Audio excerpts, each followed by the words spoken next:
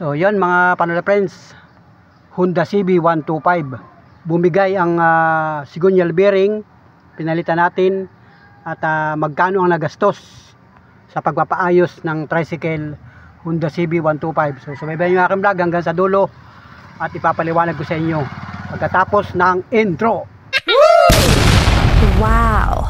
So yan mga panola friends, mga katuda, mga katricycle, mga kagulong, yung lahat ng mga may pampasada tricycle na Honda o hindi man pampasada, mga service, private man, at ganito ang motor ninyo, Honda CB125. So ang naging problema nitong tricycle natin, napansin ko, inobserbahan natin, 1 linggo, 1 buwan, 2 buwan, 3 buwan na talagang utay-utay siyang bumibigay yung sigunyal bearing. Bakit natin natukoy? So tayo ay araw-araw namamasada at gamit natin itong ating tricycle. So napapansin ko na nag-iiba ang tunog ng ating makina. So napansin ko ito pagka yung tumatakbo siya, may pasahero tayo, pag siya ay humahatak ng mga 30 to 40 kilometers, para siyang nagsasayad na kadina, nawagol siya. So mahina pa lang nung una, tapos inobserbahan natin, akala ko kadina lang, simpleng kadina lang, yung bagang parang mahigpit na kadina. So hindi naman kadina ang problema natin, sapagkat minimintin ako yung ating kadina ng tricycle, saka yung sprocket, yung engine. So hanggang sa dumating yung punto na pinalitan ko na siya ng engine sprocket, saka ng bagong kadina, bagong sprocket.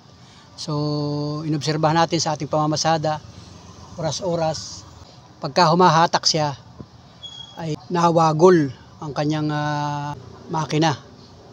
So inobserbahan natin, nakarating ng ilang buwan na ganun pa rin ang problema, at pinatingnan ko sa mga mekaniko.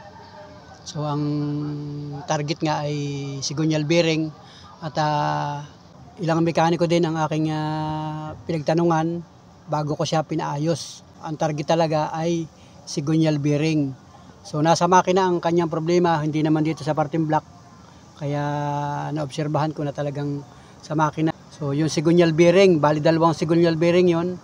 So malaki-laki ang gastos niyan pagka ipa-estimate mo sa mga mekaniko ng mga pinagkakatiwalaan natin. So ang ginawa natin, nag-ipon muna tayo ng pampagawa bago ko pinaayos sa ating mekaniko ang ating Honda CB125. So tumagal siya ng ilang buwan, ganun, palakas ay palakas ang kanyang wagol. Nawagol yung kanyang makina pagka siya humahatak. Pero pagka siya ay pre-wheeling, hindi mo siya madidinig yung kanyang wagol ng makina. So inobserbahan natin yung tunog ng ating makina. Maganda naman ang kanyang minor, quality ang tunog ng minor niya. So hindi sa block ang ating problema. At naobserbahan natin, hindi rin sa piston.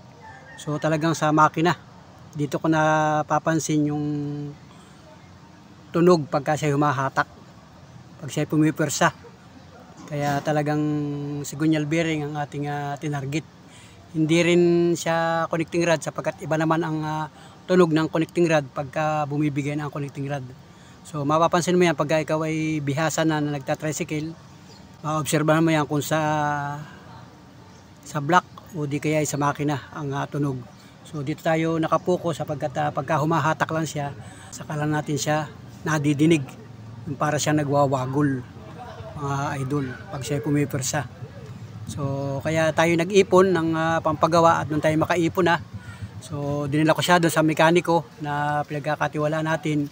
Ang kanyang obserbasyon ay sigunyal bearing. So malaking gastos pagka sigunyal bearing, sapagkat yan ay totally overhaul, baba ang makina. So sabi nung isang mekaniko na nakausap natin, maghanda daw ng 7,000. Wow! Kasi may mga sira, may mga posibilidad na may sira pang iba ang ating makina. So ang ginawa natin, nag-ipon tayo ng hindi naman ganun kalaki.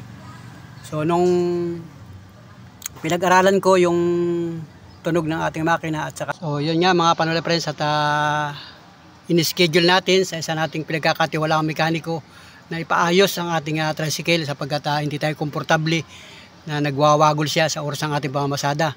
Dinala natin sa mekaniko at in-schedule natin, halos ay 1 araw din nating pinagawa ito, mga Panole Friends. At tayo mismo ang tumutok sa paggagawa ng ating tricycle at sinubaybayan natin kung ano ba yung pisang papaltan. So, sa mga katoda, mga katricycle, mga kadriver natin dyan, pag kayo magpapagawa ng tricycle, kung maaari kayo ay nakatutok para alam ninyo kung ano yung pinapaltang pyesa, dapat paltang pyesa, at saka kung magkano yung magagastos. So yun mga idol, at magkano ang nagastos natin. Pinapaltan natin ng segunyal bearing.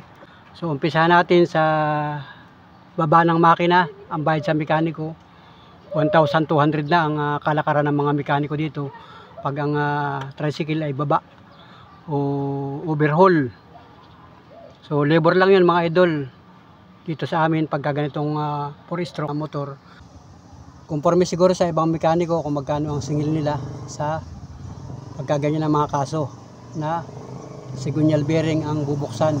So nung makuha na yung segunyal bearing at nakita naman ng mekaniko na talagang segunyal bearing na 2 piraso, yung tigkabila, yung pinakamalaking bearing sa ilalim dito sa loob nito, yung dalawa, yun talaga may problema. Maliban dun sa ibang bearing na tingnan din kung may problema, so wala namang problema yung ibang bearing sapagkat maraming bearing din sa loob yan. So yun lang talagang malaking bearing na 2 ang kailangan palitan. So naramdaman naman yun at inoobserbahan ng mekaniko, talagang yun ang may problema. So tayo mismo ang nagdala sa machine shop kasi pinamamasin yun mga idol. Yung mismo segunyal saka yung kasama yung bearing, ako mismo ang nagdala dun sa machine shop kasi pinamamasin yun mga idol. Hindi yun basta kaya ng mano-mano, maliban lang siguro sa ibang mga talyer. So ang una natin ginawa ay pumunta muna tayo dun sa tindahan ng mga spare part ng tricycle at bumili tayo ng 2 piraso na segunyal bearing. So isang piraso ng segunyal bearing ay nagkakahalaga ng 200 plus. So 2 piraso, nasa 400 plus yung ating binayaran. Doon pa lang sa bearing. So nung makabili na tayo ng 2 pirasong segunyal bearing, pumunta naman tayo dun sa machine shop. Kasi pinamamasin yun para matanggal yung lumang bearing at ipapasok yung bagong bearing. So may babayaran ka din doon sa machine shop. So nung nakausap ko yung nagmamasin, alam na agad niya at kabisado na niya yung mga motor na CB125. So yan daw ay kalimitang nangyayari sa mga CB, nagpapalit ng segunyal bearing, dinadamay na yung connecting rod. So hindi tayo pumayag na palitan yung connecting rod sapagkat hindi pa naman yun na may problema. So sabi nung nagmamasin, malapit na rin daw bumigay, hindi tayo pumayag na palitan yun. So doon lang tayo sa bearing na 2, yun lang ating pinapalitan at tayo ay naglibor. Doon sa pagkalas at pagkabit ng segunyal bearing, naglibor tayo o nagbayad tayo ng libor na 450 pagpapa machine shop doon sa bearing. So nung okay na yon, so maliban doon, okay na. Dinala na natin doon sa ating mekaniko. At yun, may iba pang gastusin, yung gasket, bago ang gasket natin at saka yung bagong langis ang ating ipinalagay dito sa ating tricycle. So nung maikabit siya, ayun, okay na, success. At naipamasada natin, naobserbahan natin sa ilang araw, ilang buwan, at ngayon ay halos ay 5 months na natin ginagamit na talagang wala na siya naging problema. So yun lang talaga ang naging problema mga Panole Friends sa ating pampasadang tricycle. At naobserbahan natin sa looban ng 5 buwan na pamamasada natin. So yun mga Panole Friends, sa lahat ng mga katoda, mga katricycle, kung kayo merong ganitong motor na Honda CB125 at kayo ay ganun din ang problema, nawagol yung segunyal bearing, so ipagawa ninyo at kayo mismo ang tumutok sa pagpapagawa para kayo mismo ang bumili ng mga pyesa na kailangan palitan para hindi kayo masobrahan sa gastos kasi medyo may kamahalan din. So yun nga, at natutukan natin ito. Yun lang ang gastos natin mga Panole Friends, para kayo ay may idea sa pagpapagawa ng segunyal bearing kung sakalit yun ang problema ng inyong tricycle.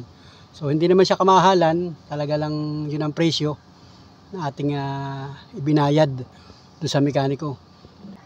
yung ibang katoda natin na nag-aalangan sa gastusin ng ating ipapagawang tricycle, kayo mismo ang bumili o magpagawa para alam ninyo kung magkano yung presyo ng mga pyesa na ipapalit dun sa tricycle na ipinagagawa sa mga mekaniko.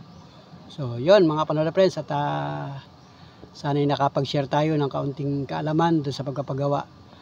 Personal nating ipinagawa ito sa mekaniko, sa ating pinagkakatiwalaang mekaniko, mga Panola Friends. So big shout out sa mga katoda, mga katricycle, mga kagulong.